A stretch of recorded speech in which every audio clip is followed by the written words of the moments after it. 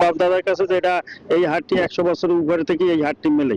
প্রায় 200-250 মতো নৌকা একদিনই কেনা বেচা হয়। 2500 থেকে 3000 এরকম নিচে আর কি, আর উপরে 7-8 হাজার টাকার দামের নৌকা বিক্রি করা যায় এখানে। কেনা বেচা করি, কাদা বর্ষে তো আমাদের পানি অঞ্চল বেশি, এই কারণে এই নৌকা চলাচল করতে হয়।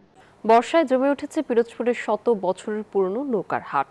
জেলার আটঘর খালে প্রায় আধা কিলোমিটার এলাকা জুড়ে বসে এই হাট।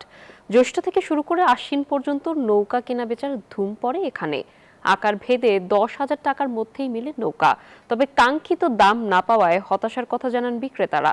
গোলাম মোস্তফার তথ্যচিত্রে ডেস্ক রিপোর্ট।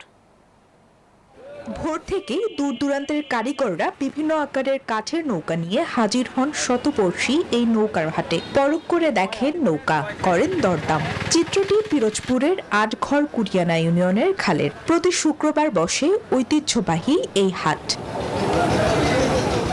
এখানকার নৌকার বেশ কদর। কারিগররা বেশিরভাগ মেহগনি ও রেইনট্রি কাঠের নৌকা তৈরি করেন।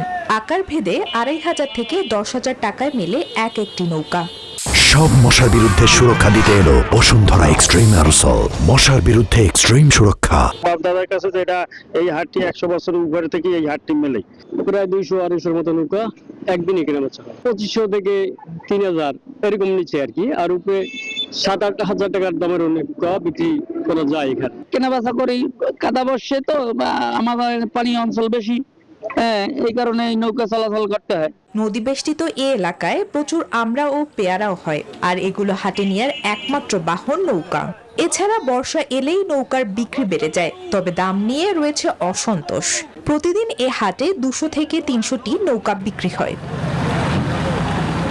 Desk report, news 24।